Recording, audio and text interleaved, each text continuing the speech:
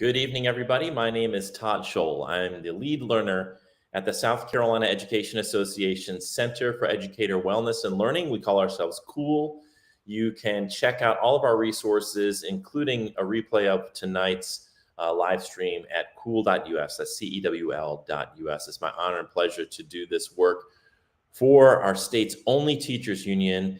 And I'm so proud to be a part of the South Carolina Education Association. We're an affiliate of the National Education Association, and we're doing the best we can to advocate on behalf of educators and their students to give them the kind of schools that they deserve.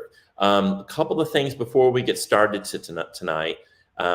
In South Carolina, they are still debating this voucher scheme, which would essentially take about $90 million of your public tax dollars and give it to parents to use as a gift certificate to send their kids to private schools. Now, most of us don't have a problem with private schools existing. What we have a problem with is giving public tax dollars to private schools that cannot be held to account by the public and that can be free to discriminate against students for a variety of reasons.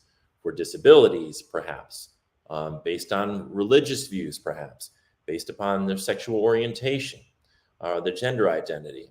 So these schools can discriminate and choose who comes into their schools, and we don't think that public tax dollars should be used for those purposes. And so we hope that you will join us in voicing your concerns, and you can do that at the scea.org/S39. We make it super simple. You fill out the form, send it to your state leader. It automatically identifies that for you. So we've made it really easy for you to use your voice. We also encourage you to use your voice to push back against those who want to censor the classroom, censor educators from talking about the full truth of American history and presenting diverse topics. You can do that at the scea.org/pro-truth. We think it's really, really important that we keep schools free and that people have the freedom to, that educators have the freedom to choose within certain parameters what kind of truth is told about American history, which is a history filled with many things that are triumphant and celebratory, but also mistakes that we made. And one of the best things we can do for the future generations is to talk about the mistakes that we've made as a species, globally, in our country, in our state, so that they aren't doomed to repeat those mistakes. So we hope that you'll join us in standing up for truth. And then finally, we invite you to connect with us at the SCEA at the scea.org/connect. We would love for you to connect with us. Now, tonight's topic is a potentially quite controversial one. It's been in the news a lot. We hear a lot of political pundits and different organizations and groups talking about these issues, and it can be tricky to talk about. And I know there's a lot of educators out there who want to advocate on behalf of trans students, but maybe they don't have all the language and sort of ways of framing the message worked out. So tonight, our goal really is to have a frank and open, honest conversation about how we can protect trans youth, how we can stand up for our trans youth in our classrooms and do so effectively, pushing against a lot of false narratives and misinformation that is out there, and a framing of the topic in ways that really kind of confuses and muddies the water around the topic. So we invited Amy Magnafichi Strong tonight to talk with us. She's an educator in many capacities throughout her career, and for over 15 years, she taught English at the middle school, high school, and university levels. During her graduate studies, she taught in the English education program at Illinois State University, preparing future secondary English teachers to teach composition.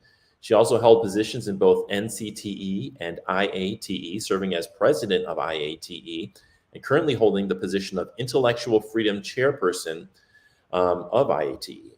At present, she is earning her Ed.D. Doctoral degree with a concentration on intellectual freedom advocacy.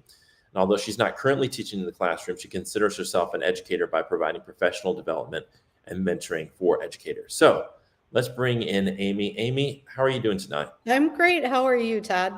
I'm doing well. Did I miss anything in your bio that you want to share with our listeners tonight? I do live in South Carolina. Okay. So I have been taking part in some conversations here in education in the Myrtle Beach area. So I kind of have a foot in two states in the work that I do. So I'm not just doing this kind of advocacy work in Illinois, I'm also doing it in South Carolina. So if anyone is wondering, well, why is someone from Illinois talking with us, right? Well, I'm in South Carolina as well. So Great. That might clear some things up. Thank you, Amy. So tonight, we're talking about the topic is protecting trans youth. What are some of, let's just kind of like start right there with the topic. What are some of the ways that we as educators can protect trans youth? Well, I think I want to back up just a bit before we get into talking about what we might do. I think it's really important for educators and administrators to understand some things that are going on with trans youth in our schools from their perspective.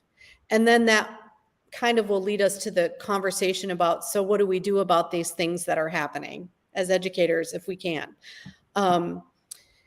The Gay, Lesbian, Straight Education Network, which is a wonderful organization, and I highly suggest all educators pop onto their website. They provide really, really rich information for educators on how to support youth in the LGBTQ plus community. They've done some research, and their statistics for trans youth, I think, are really important to this conversation. Transgender students have reported that 74% of them feel unsafe when they're at school. And 74% of those who responded that are transgender in schools have experienced in-person victimization when they're at school. 73% of their trans youth respondents say they have avoided spaces at school for safety reasons, like locker rooms and bathrooms. 38% have missed school or changed schools due to not feeling safe in their current school. And 78% of the youth that they surveyed, trans youth they've surveyed, have reported incidences with being discriminated against within their own school. And I feel that those statistics on how trans youth feel and what they're experiencing should guide this conversation. Yes. Right?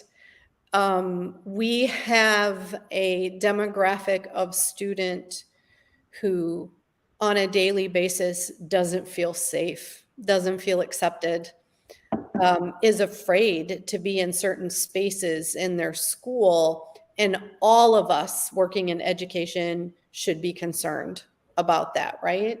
Yes. So what are some things we can do as educators? One is, I think, huge, is we need to push back against the false narratives that are being portrayed about trans youth. Honestly, anyone in the trans community, right?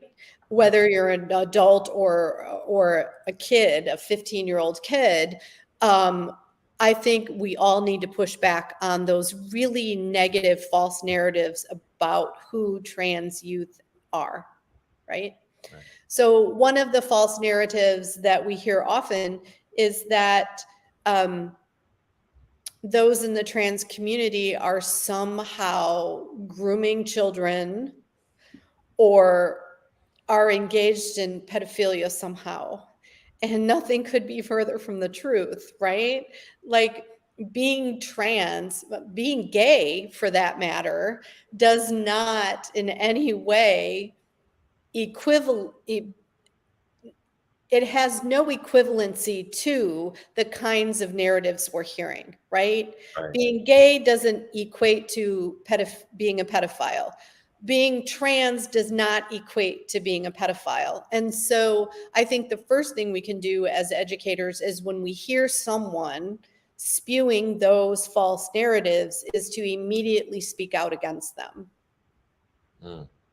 That's uncomfortable, right? Especially if you're with a group of people who you might be the minority opinion, Right. but we still have to do that. Because staying silent is just basically saying we support that viewpoint. That's right. Even when we don't. Yeah, it's co-signing it through your silence, sure. Oh, absolutely, right? It's that famous quote about staying silent in the face of the oppression always has you side with the oppressor, right? Your silence is saying you're siding with them. So I think always speaking out about the false narratives. No, that's not true. And maybe going to an organization like GLSEN and getting some real hard facts and statistics about that, right? Because opinion without fact really doesn't amount to much. We know that. So to be able to back up what you're going to say, well, statistically speaking, here's the numbers, right? This is not true. And you can find those numbers. I think that's first. I think second is to somehow show a level of care for every student in your classroom, right? You don't have to show your level of care by calling out a trans student in your classroom, but by showing compassion across the board every day to every student, will give a trans student the sort of green light that you're a safe person, right? Through your actions, through the kinds of conversations you have. If there's a peer in a class with a trans student who makes a derogatory comment about the trans community or the LGBT community at large, being that teacher who redirects that comment, right? And use it as a teaching moment. If you don't allow that to continue in your classroom, you are alerting students who may be trans students that, again, it's a safe space in your classroom because you're not allowing that kind of negative talk. Right. And you should do that for any negative or derogatory or racist or bigoted comment that arises, right? Like, I guess I am sort of the feeling that I would never allow a derogatory Jewish comment to go unchecked in my classroom, or a derogatory comment about Hispanic immigrants, or someone in the Black or brown community, right? I would never allow those derogatory comments to go unchecked. So why would we allow comments about trans youth to go unchecked? It's in the same column as all the other bigoted comments, right? Right. Those little microaggressions that trans students are experiencing, as well as big macroaggressions, but the little microaggressions they experience on a regular basis, we can counter, right? With micro positive reactions. Yeah. You know, I'm a firm believer in grassroots advocacy is really where it's at. And it doesn't get any more grassroots than in your classroom as a teacher. Right? That's on boots on the ground, in the trenches. How you protect everyone in your classroom goes a long way to saying you're a good, safe teacher a good, safe adult for a myriad of students, right? But trans youth in particular. Do you?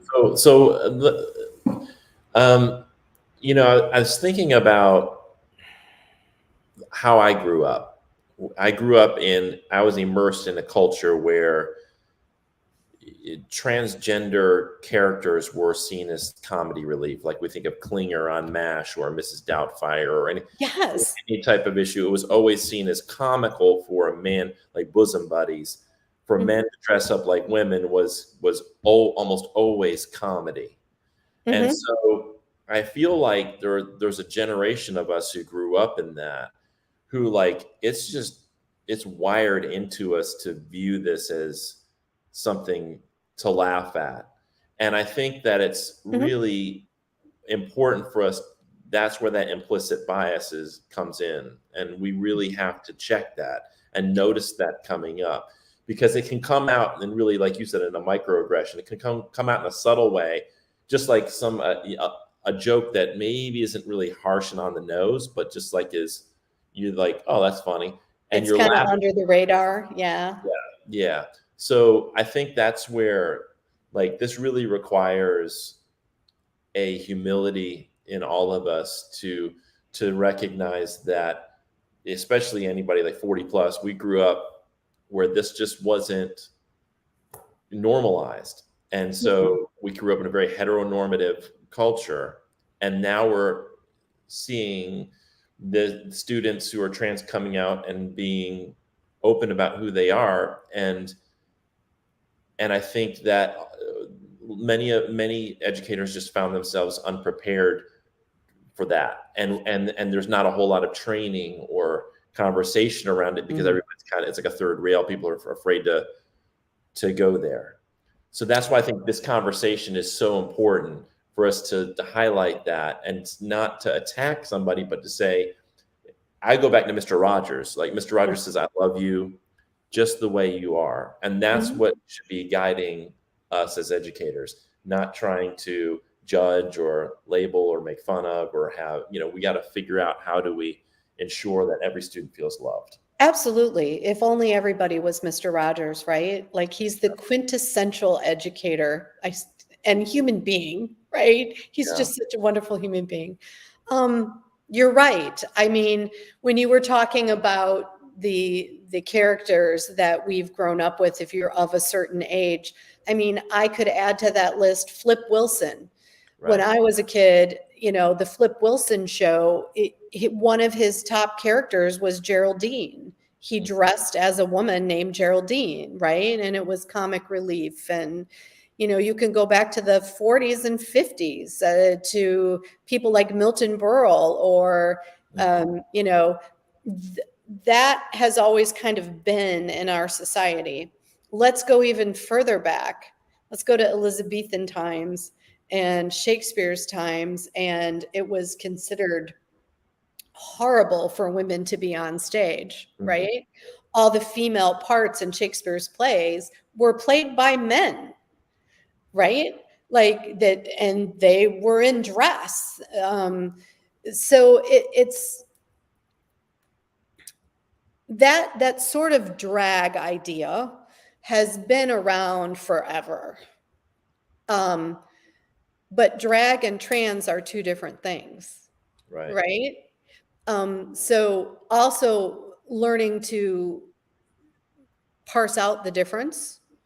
You can be a drag performer, but not be trans, right? You can be assigned male at birth, and you can be a drag performer like a RuPaul, like RuPaul is, but RuPaul is not trans, right? Like he still is embracing the gender he was assigned at birth. He just happens to be a drag performer.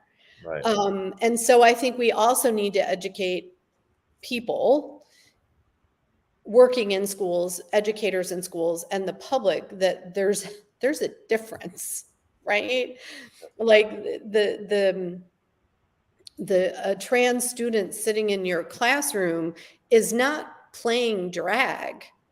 It's not a performance for whatever, right? It's not performative. It is their identity. They sit in that identity. They don't take it off, right?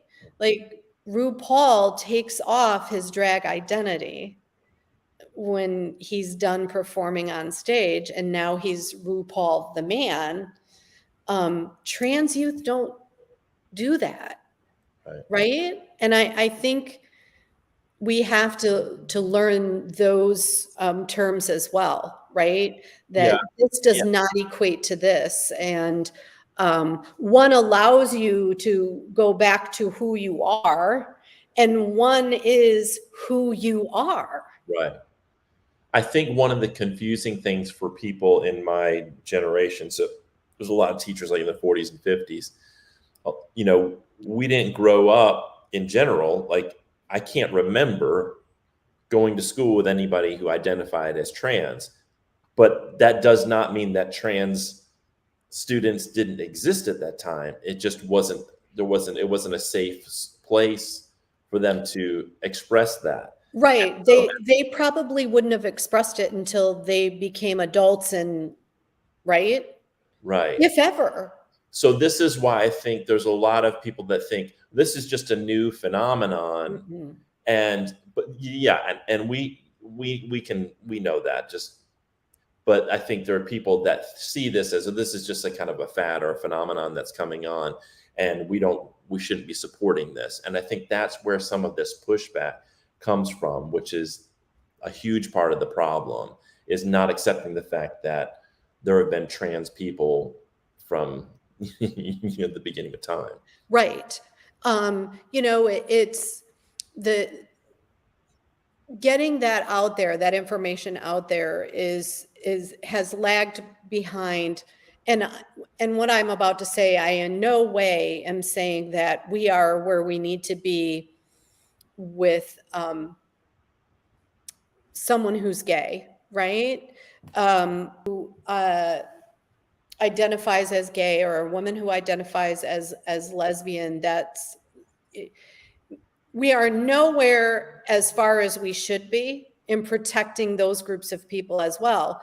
But we're a lot farther along in that battle than we are with trans youth, right? So I would say that those of us of a particular age, me included, I know that I went to school, high school, with someone, a boy in my class who we would have back then said, probably he's gay, but we would have never said it out loud, nor would he have, right? Right. So I think that we have moved further in that acceptance of, but there have always been people in the LGBTQ plus community. It's just that when it became safer to voice who you were is when those changes start coming, and there's always pushback, right?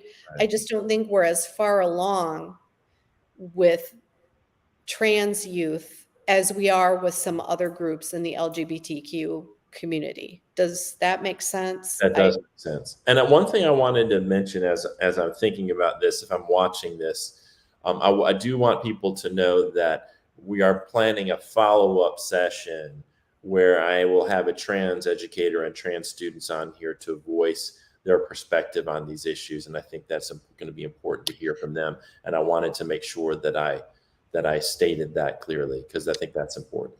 I think it is as well, because too often marginalized groups are kept out of the conversation, right? And we can say that about any marginalized group, right? Oftentimes we're making policies in education, and when I say we, I mean society at large, right? about best education policies for African American students, but there's not a single African American sitting in the room discussing those policies, right? Or the best policies for Indigenous students in education in the United States, but there's not a single Indigenous representative. And so I'm glad you brought that up, because that is important, right? To have those voices, because it's their actual lived experience. Yeah.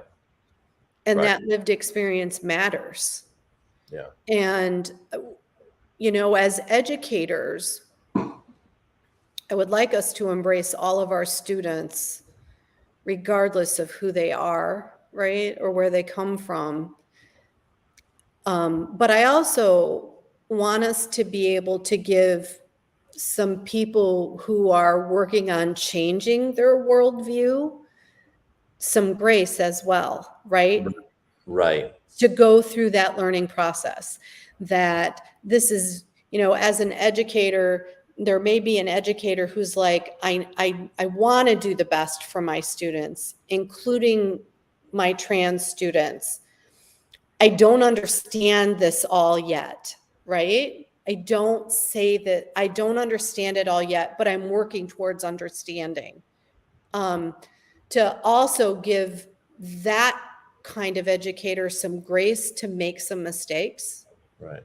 As long as those mistakes are always being made in the midst of trying to do better.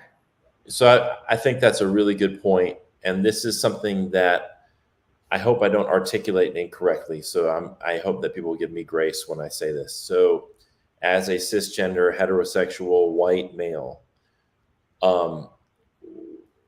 when I think, sometimes see dialogue taking place, and a person, I know the person's well-intentioned, but they maybe misgender somebody. Right. And then instead of like saying, well, that's not, you know, but it's like a gentle correction, there is a really aggressive,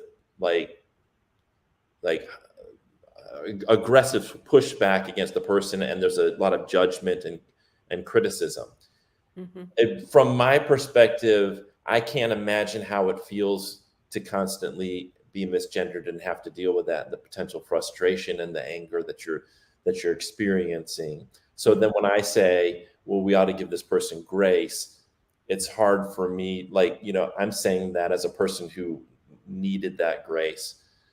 I think it might be harder if you're the person who's on the other end of that misgendering and the constant, like, feeling under threat. So, but I think your point is really an important one, that we aren't where we need to be, but to get, like, if we think about it this strategically, how do we get where we want to be? How do we make allies? I don't think we make allies when a person makes what may be an unintended mistake, and we just slam them and just ostracize them and tell them immediately label them transphobic. Absolutely. Because learning, no matter what it is, always involves some discomfort and some being unseated in the moment, because we're kind of tied to what we know and what we've learned up to this point. And so if we can look at it as we're all in this learning education process together, right? And I really do believe that, especially in education, but honestly, everywhere, in every situation, in order to advocate well for each other, whatever it is we're advocating for, better support of trans youth in schools, better economic opportunities for African American women, whatever it is we're advocating for, it's always going to be best if it can be intersectional, right? The intersectionality of all of us from all walks of life, different places, supporting each other. you can't, you're exactly right. You will never know from your position what it's like to be a trans student and to be misgendered on a regular basis. But I also think that we have a whole lot of trans students who have learned to recognize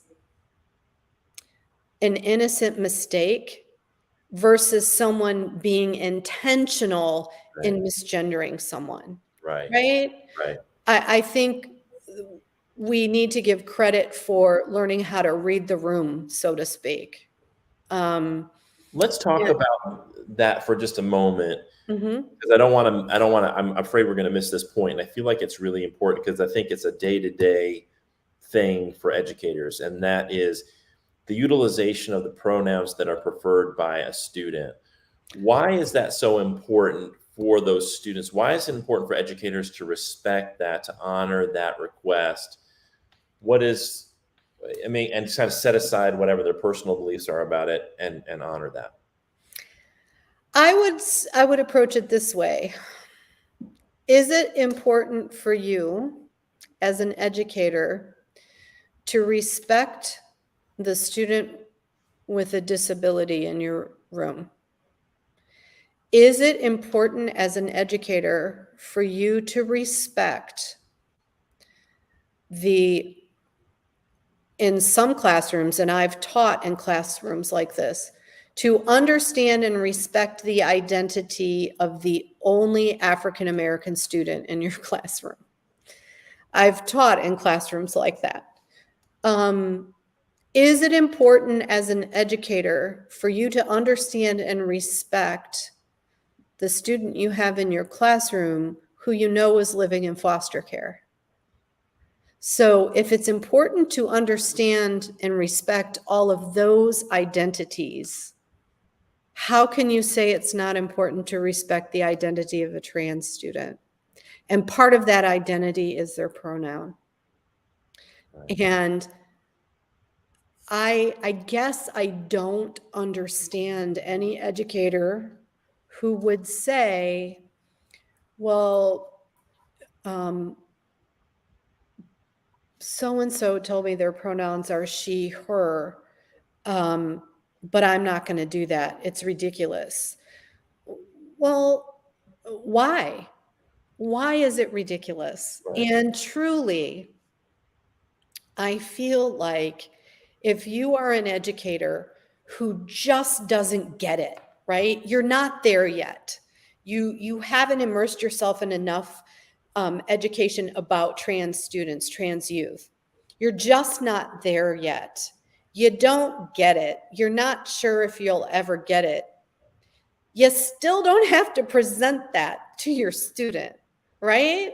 Right. Right. Like, it's okay in your head to go, I'm not quite getting this and I don't understand it all, but okay, I'll use their pronoun. Because what is it?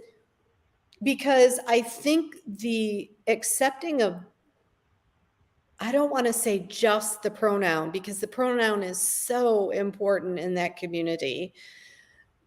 At least accepting that puts you as the educator on the path of being more receptive to understanding, And right? yeah, and It's I a it's a little step for you as an educator, but a huge step for the trans youth sitting in your classroom that you have accepted them.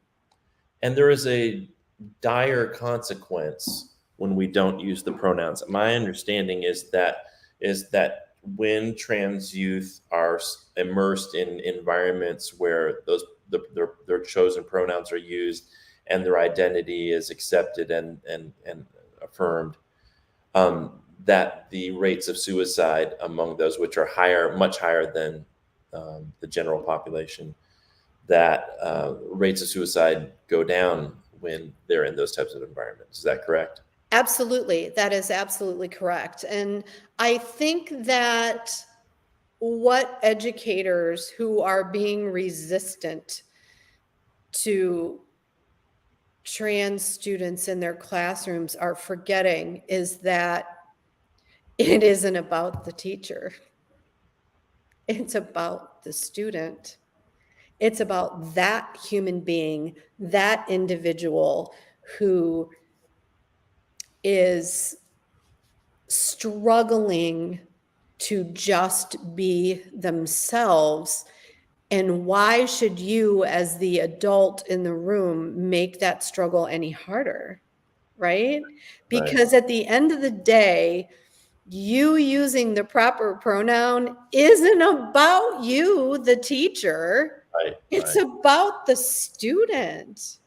Right. And we have to learn to put that aside, who we are aside in that moment.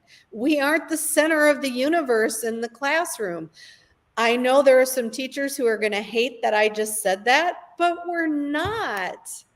The center of our classroom is always the students. Absolutely. You said, and this made me think, there's a lot of teachers that aren't there yet. Mhm. Like, that they're just not there, that they will be respectful and they want to be respectful, but they aren't there yet.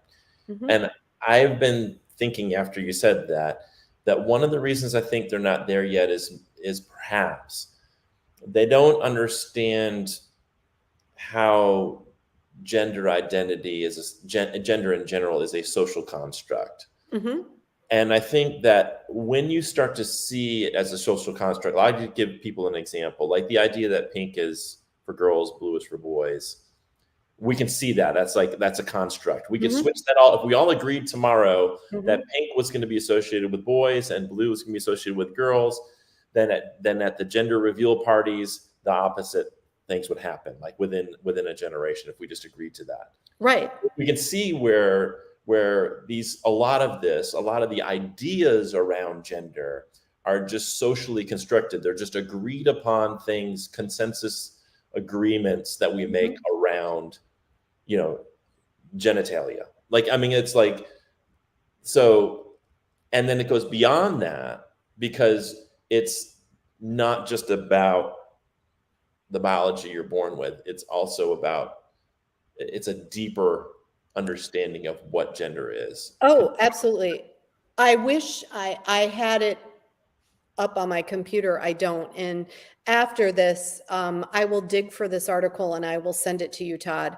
I read this brilliant article by a biologist, a research biologist, about the nuance of how our cells are created and composed, and that it is so much more than just who has an XY chromosome and who has an XX chromosome, right? Like, as beings, there's so much more to it than that.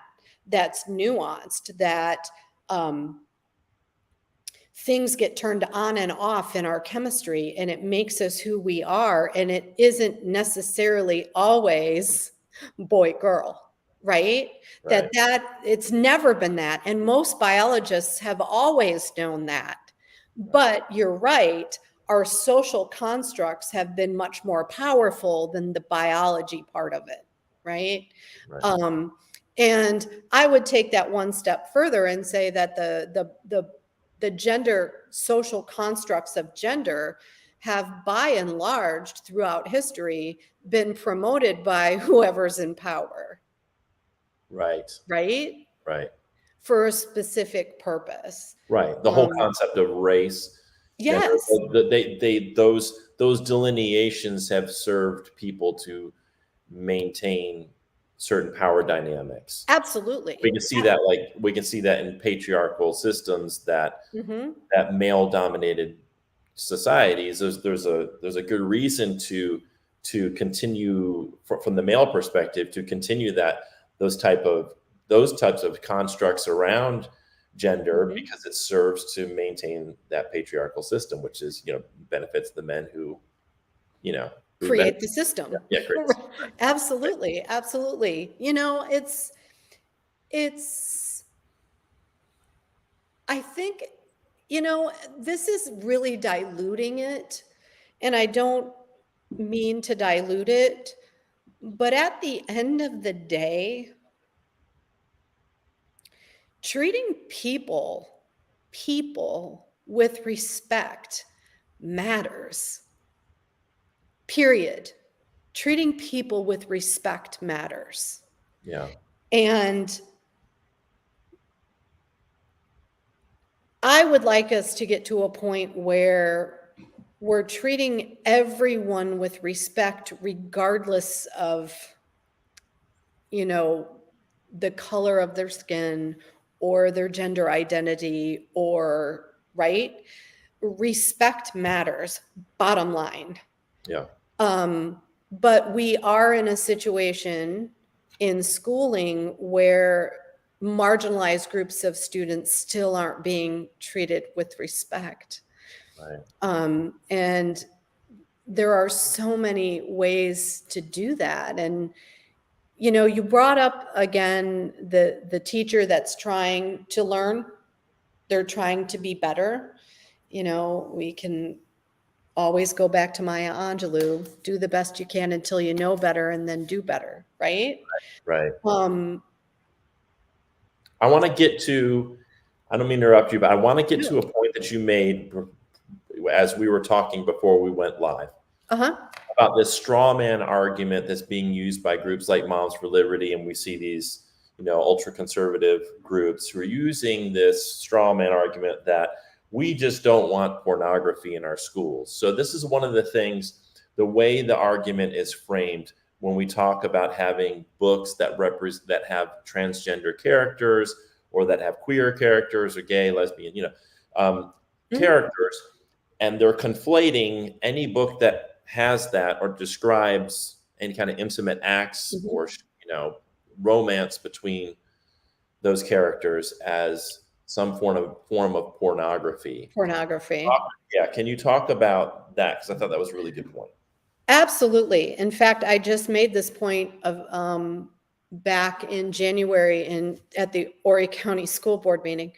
I spoke about the removal of these books and how detrimental they are to students, all students. Many groups, and Moms for Liberty is just one of many, make that straw man argument, because who's going to argue with that?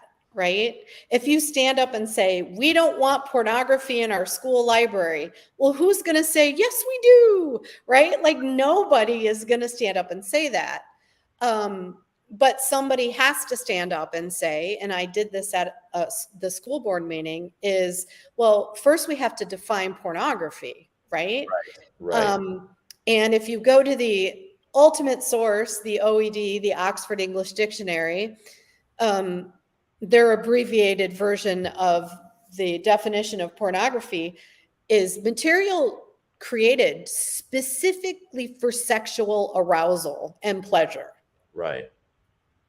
None of the books that are across the country being challenged have not been created for that purpose. Right. Genderqueer, which is an amazing graphic novel, was not created by the author for the sole purpose of sexual pleasure, right? Like, it's an actual story of trying to find your own identity, and the struggles that takes. And yes, that often involves, with teenagers, sex. Like sex and sexual relations is part of human development, Right. It's part of who we are. That doesn't constitute pornography. And so I think, again, as teachers, educators in situations, is you have to continue to redefine that for people. Well, no, that's not the definition of pornography. Reading All Boys Aren't Blue, another great young adult novel, it is not created for that purpose, right? It's created to tell a true lived story about a particular person. And we have over 20 plus years of research, educational research, that says students in schools who see themselves and stories similar to their own in the materials they can get at school always do better in school. Right. Right? Representation matters, bottom line. It not only matters for the marginalized group of students to see themselves in books and materials and learn history about their marginalized group, it's also important for all of their peers to learn their stories. Right. It creates empathy, right? If you can learn about other people and their struggles, it creates empathy in you and you become a more well-rounded person. And I think there's a point to be made here too, and this is about the censorship we're trying to fight at the NCTE, is I think we need to sort of delineate, make some things clear. Like, we're not saying that genderqueer ought to be assigned reading to a class of kindergarten students. You know, that's like a like, no-brainer, right? It's a no-brainer, but I think sometimes we have to make this clear of what we're talking about here. We're also not saying that if you're a parent that we're going to tell you your child has to read genderqueer and you don't have a choice. Like, if you don't want your child to read it, that's a conversation between you and your student based on your values and what's going on in your home.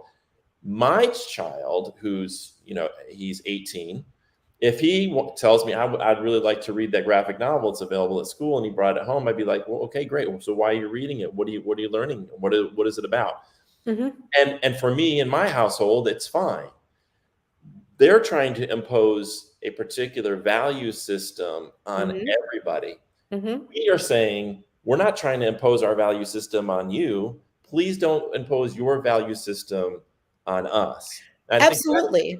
it should be clear that we ought to be in a free society, be able to have books, and we all agree, not pornography, but they're defining something as pornography if it has sex in it at all. And the way I push back is the Bible has incest, rape, prostitution, torture, murder, infanticide.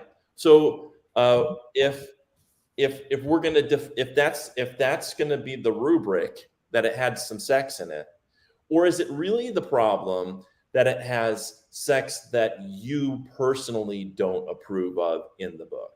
And that's where the bias comes in, and that's where this becomes a problem and an infringement on people's freedom of speech and freedom to read and access materials and information that is edifying to them as individuals. You are spot on. And a lot of the work I have done with the National Council of Teachers of English and in the Illinois Association of Teachers of English, professional organizations, and we also do a lot of work with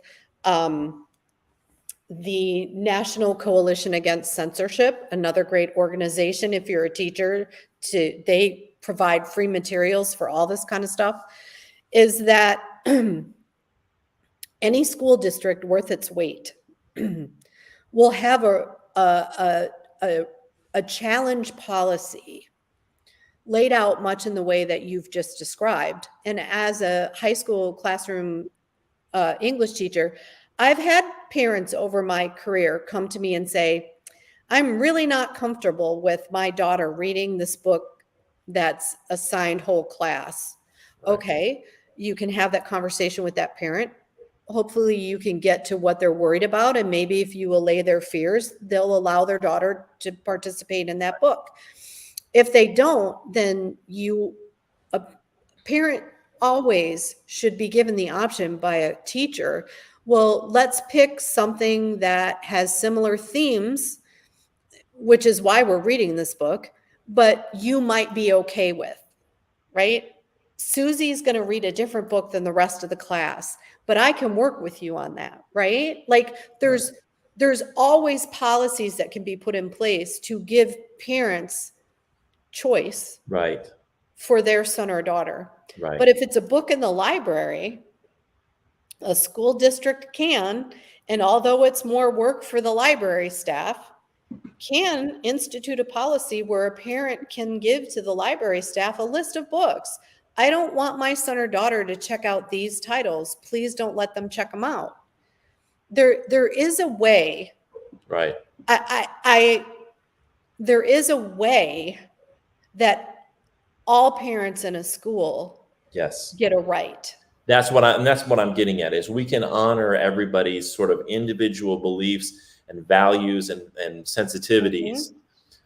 There may be books that my child comes home and I don't want him to read, but I mean, that's not going to happen probably in my house, but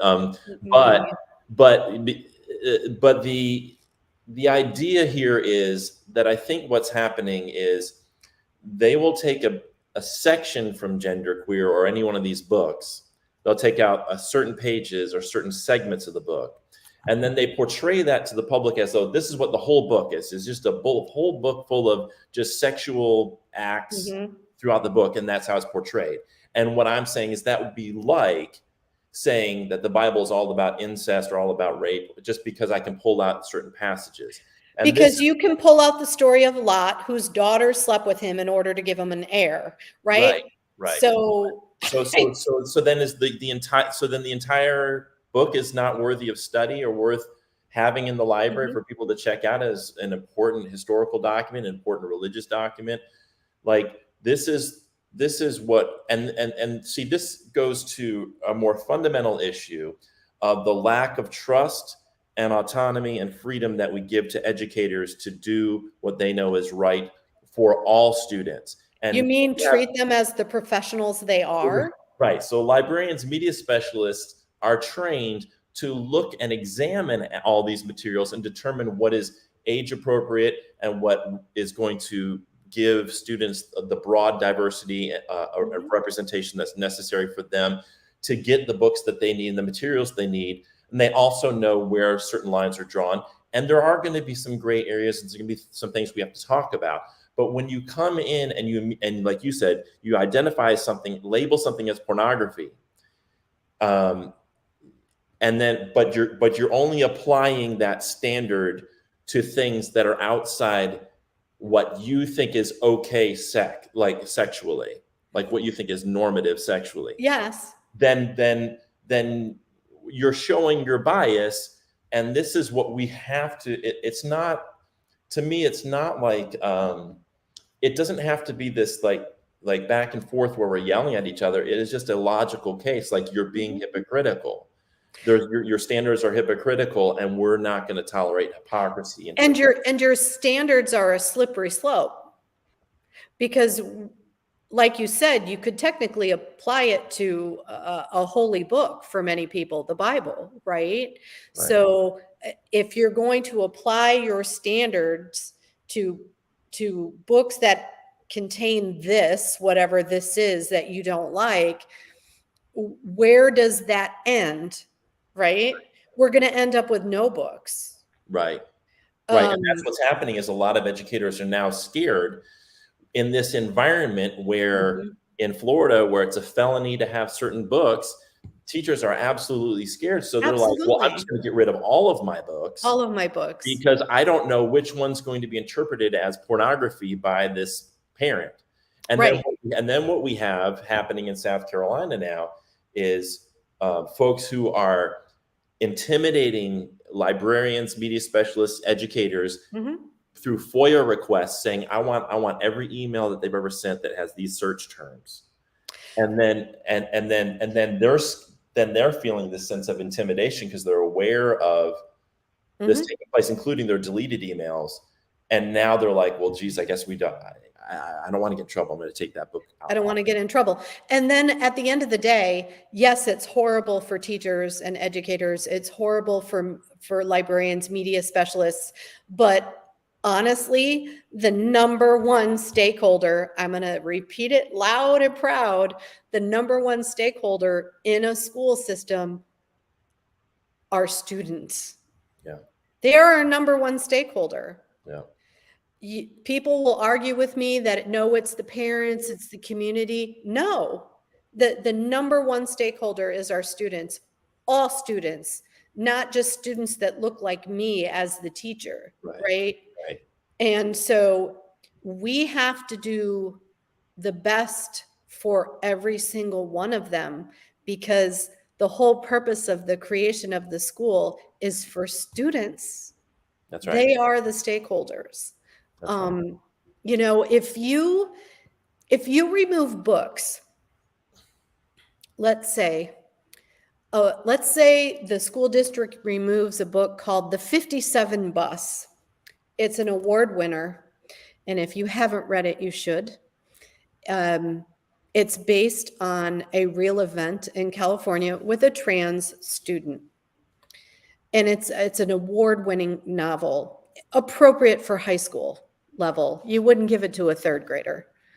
If you remove that book because you say the fact that the character is a trans student, and it talks about her sexual orientation, and it talks about trans culture and blah, blah, blah, blah, blah, you as a school district or a teacher or a parent are signaling to every trans student in your school that somehow they are not worth talking about, and that their lived experiences are somehow wrong. Right. And I can't imagine a worse thing to do to any marginalized student is to remove books and materials that represent who they are, as if somehow they are not worth talking about. Right. And this is why we're not just talking about people's personal preferences here. We're talking about a matter of life or death. Absolutely. For trans students. Absolutely. And, you know, I wanted to share, I'm going to bring it up. I have it saved here on my phone if I can, and then we'll bring up the other. There's a statistic from the Trevor Project, who's doing wonderful work for the LGBTQ plus community,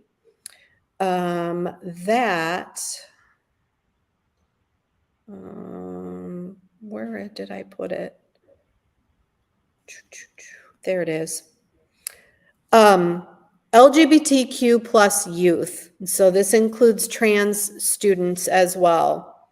Report that having one accepting adult in their life makes them 40% less likely to try suicide. Yeah. One adult.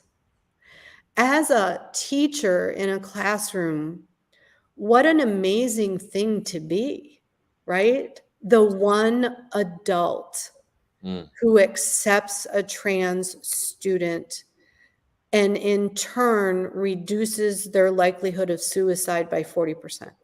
It's an amazing statistic. I'm glad you pulled that up. I should have had it ready for me, but for tonight's conversation, but I knew you would know the stats. But it's such an alarming rate of suicide among trans students, and what anything we can do to mitigate that is so essential. And it starts with just being affirming and loving. Affirming, yes, absolutely. And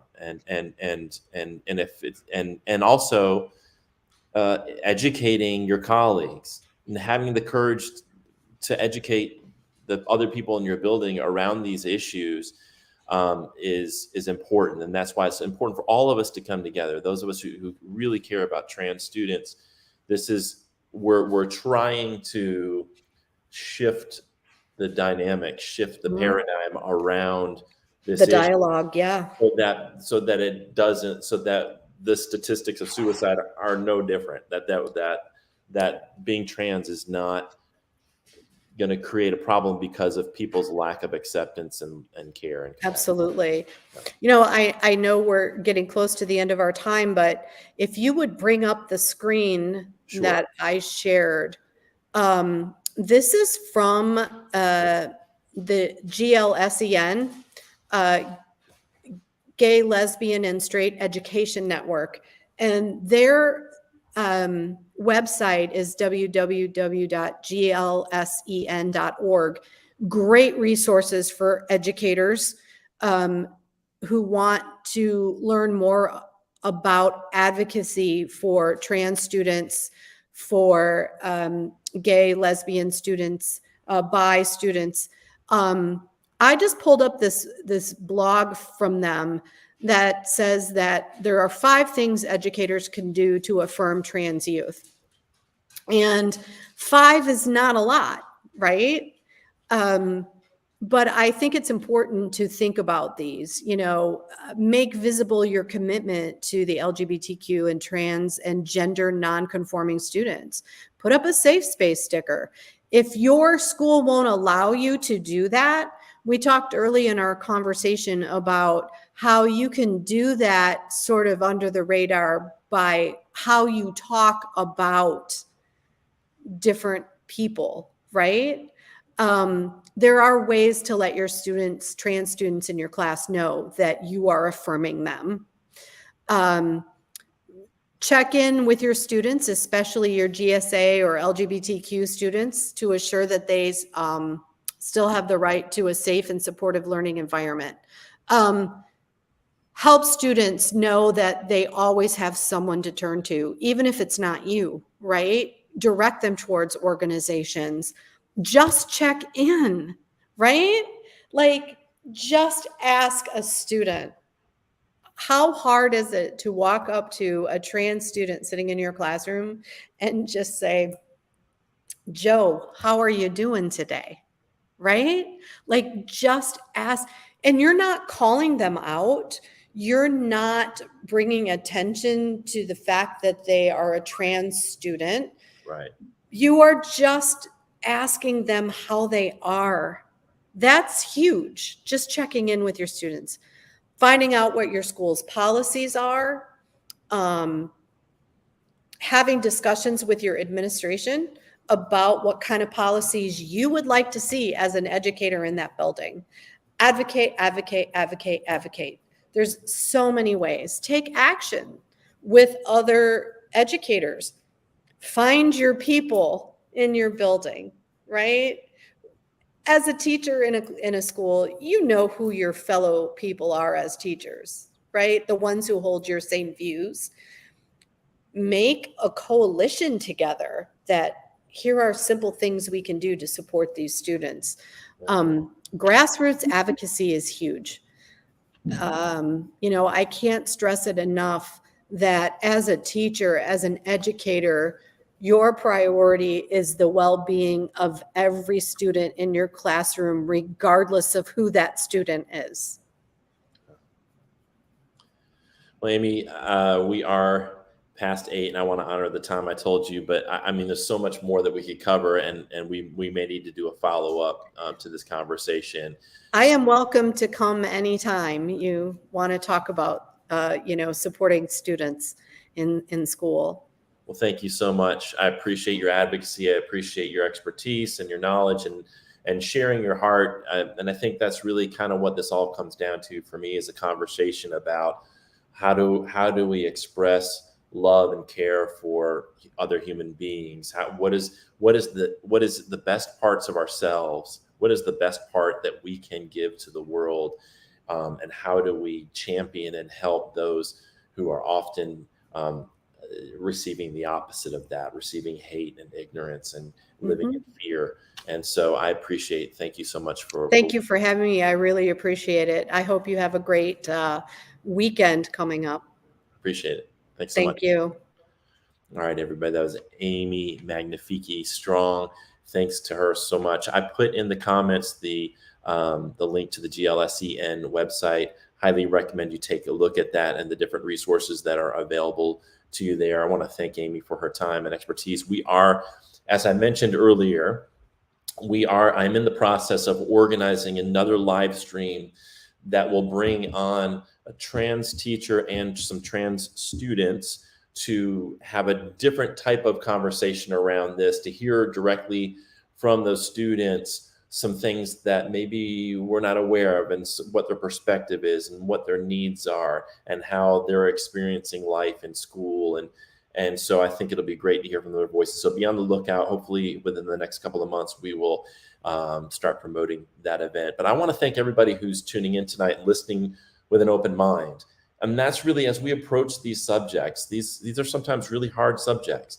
But I think if we approach them with curiosity and compassion and patience and kindness, and we come together and talk about things and ask questions and really think through things, we can come out with policy and behavior on behalf of educators that will help our students flourish. And that's really what we should be about, is helping young people flourish, helping them be happy, helping them be at peace, making sure that they have what they need to be successful.